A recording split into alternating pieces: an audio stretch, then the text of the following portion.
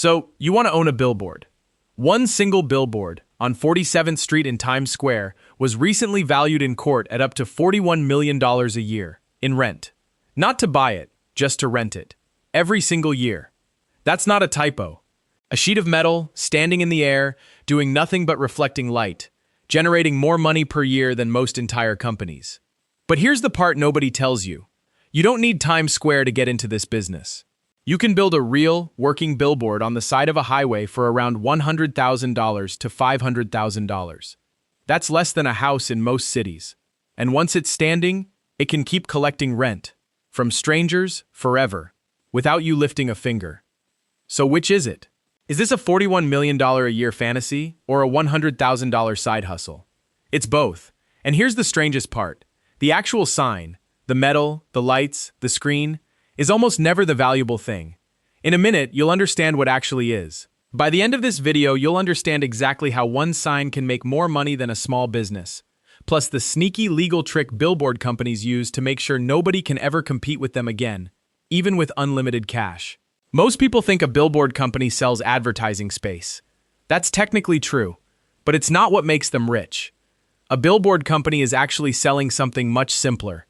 Eyeballs that pass by for free. The billboard itself is just a frame.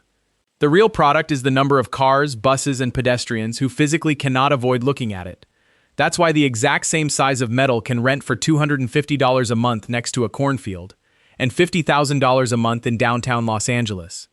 The sign didn't change. The number of people forced to see it did. This is the first thing you need to understand. A billboard company isn't in the advertising business. It's in the controlling a piece of the sky above a busy road business. And once you understand that, the rest of the math makes a lot more sense. Here's the simple version, then we'll add the real numbers. You either own or lease a small patch of land next to a road. You put up a structure.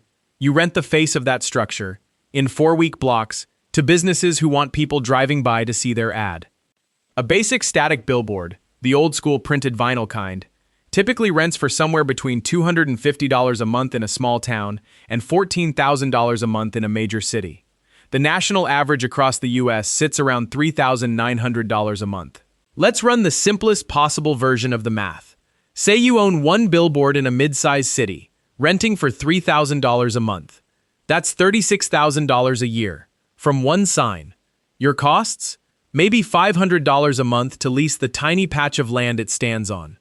Maybe $1,000 a year in maintenance and insurance. Printing a new vinyl wrap when the ad changes costs a few $100s each time. Run the numbers and you're looking at $25,000 to $30,000 a year in pure profit.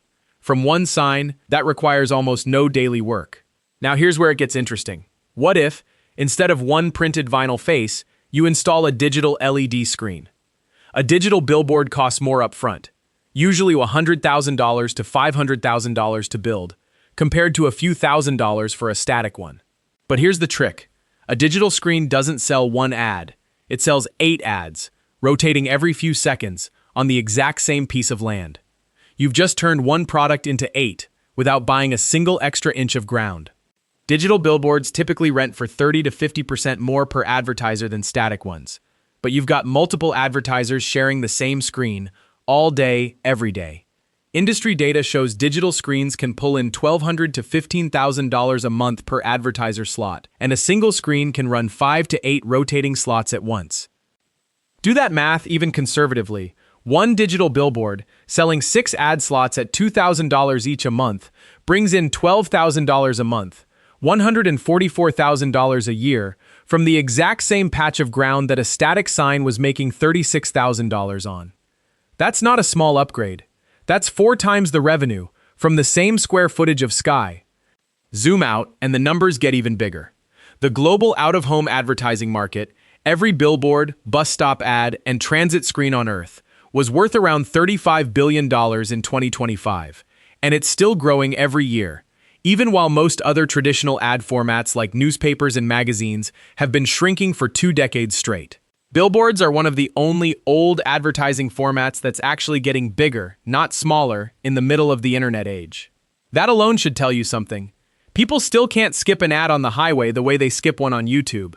This is exactly why the real money in this industry has quietly shifted toward digital.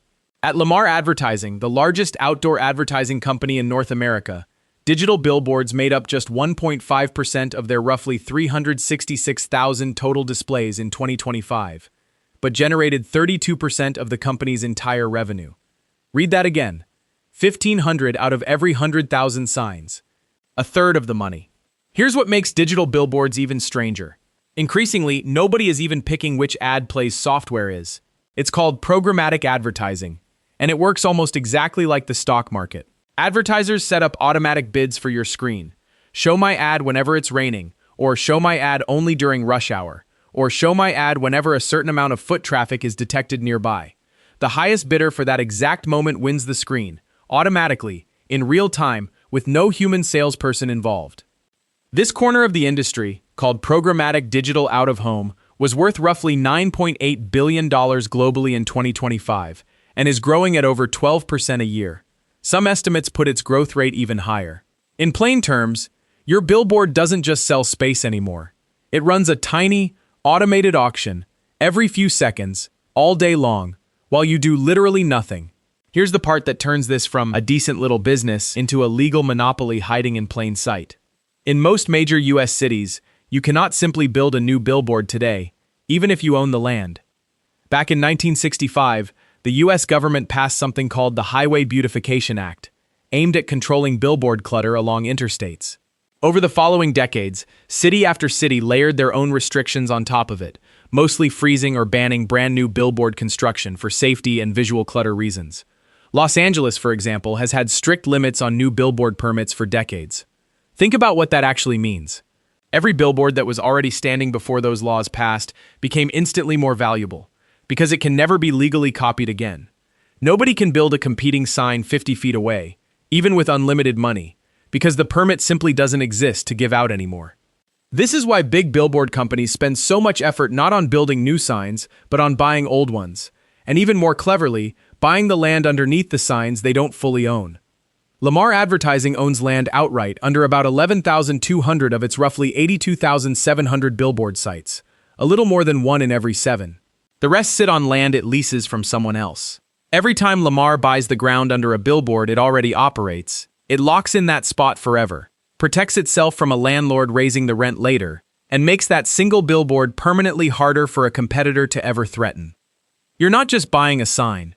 You're buying one of a fixed, shrinking number of legal permission slots that will never increase in supply again, in a country where roads and drivers keep increasing every single year. Fixed supply, growing demand. That's the entire secret of this business in one sentence. This isn't free money, though. A few real risks eat into that profit. Weather and damage. A digital billboard is an expensive electronic screen sitting outside, permanently. Storm damage, power surges, and normal wear mean digital boards need real maintenance budgets, typically several $1,000s a year per screen. Electricity. Unlike a static sign, a digital billboard runs 24 hours a day, every day. Power costs are a real, permanent line item that a printed vinyl sign never had. Ground lease increases. If you don't own the land your sign stands on, your landlord can raise your rent when your lease renews, sometimes sharply, especially once they realize how much money your sign is actually making. Local politics. Cities occasionally pass new restrictions on brightness, size, or digital content. And because permits are so hard to get in the first place, losing one to a new regulation is a real, permanent loss, not something you can just rebuild somewhere else. Vacancy. Unlike a house, a billboard with no advertiser on it earns exactly $0, but still costs the same in land lease, insurance, and upkeep. In slower ad markets, or right after a big local business closes, an unsold billboard face can sit empty for months, quietly draining money instead of making it. None of these risks are big enough to break the business, but they explain why this industry is dominated by a small handful of large, patient companies, instead of thousands of small, independent owners. Scale smooths out the bad months. A single billboard owner doesn't have that cushion. Here's the part most videos in this niche skip. Could a regular person actually get into this? Surprisingly, yes, at the small end. Unlike an airport or a bank, you don't need a license from a government regulator to own a billboard. You need 3 things: a piece of land in a spot with real traffic, local permission to build a sign there, and enough money to construct it. Small billboard operators genuinely exist. Some start by leasing a single strip of land along a rural highway from a farmer for a few $100s a month and building one static sign.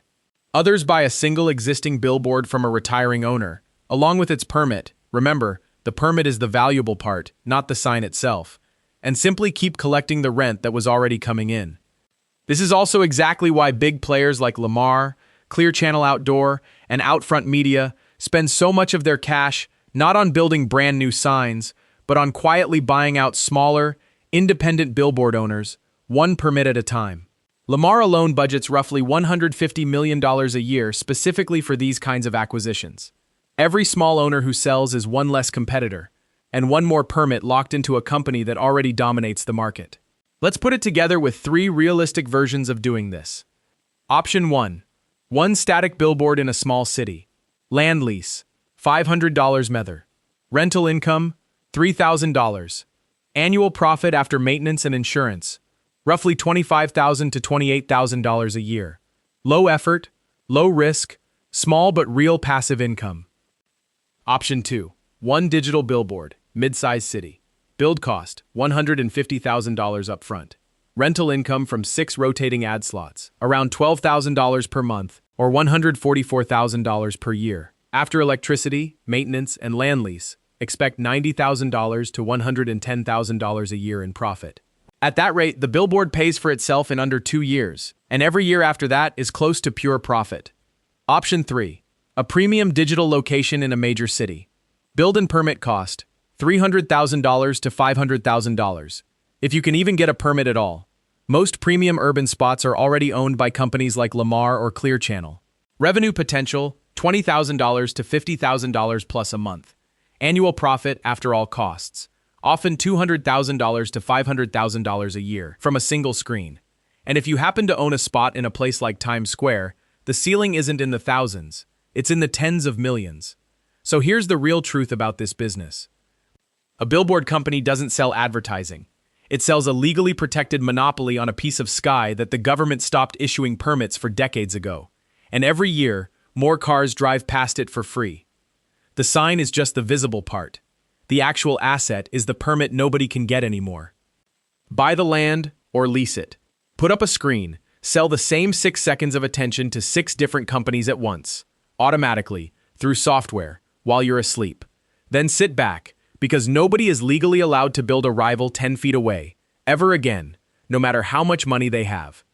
That's the real economics of owning a billboard.